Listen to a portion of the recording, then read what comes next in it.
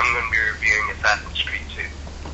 Right, I've had this game for 2 weeks now, and I can tell you it's an absolutely amazing game. And if you have the money for it, I recommend you to go out and buy it. Okay, I'm just going to give you a basic outline of the storyline and the general gist of the game, because I don't want to spoil too much for you if you've not already got the game.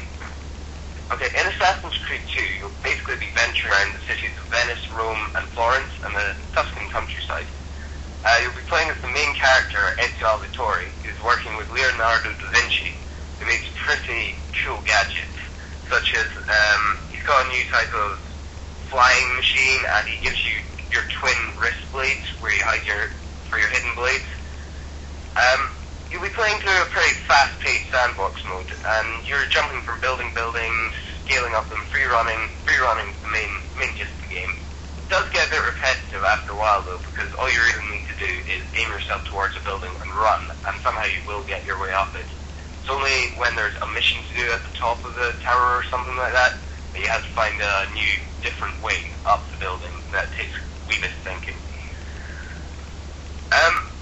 There's about 30 types of weapons in the game that you can pick up from either vendors in the street, or you can get it off dead guards that you've killed.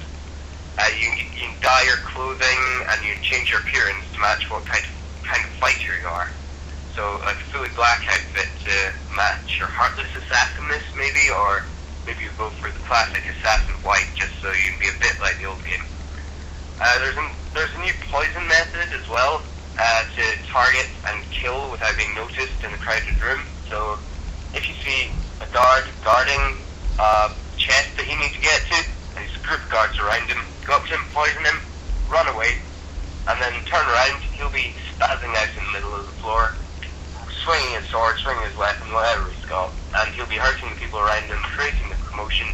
You just zip in there behind him, and you've got whatever you need, and you're out.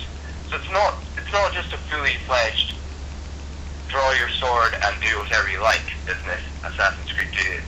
It's still got the basic assassinness of Assassin's Creed. I know that sounds a bit weird, but you don't expect assassins to be running around shouting with big swords, throwing things at people. You expect them to be like ninjas, like in the darkness, jumping down from the roof of buildings, being unseen, and hidden kills and stuff. Okay, basically, compared to the 4 to 6 types of missions in Assassin's Creed 1, Assassin's Creed 2 has about 14 to 16 types of missions. There's loads of them that you can play at your own will, play at your own time, if you need money, just whatever you want. But there's about there's the basic core. There's the core missions in the game that build up on the storyline, and you need to get through them to finish the game. But you can leave those forever. You can just stay halfway through a game and do you can do courier jobs, you can go beat up husbands that aren't faithful to their wives, you've got assassination missions, so that's pretty fun. Basically, half of the missions are narrative, and the rest are side quests, so yeah, I've already told you about that. And they don't have much to do with the story, like I said, it's just getting money, basically.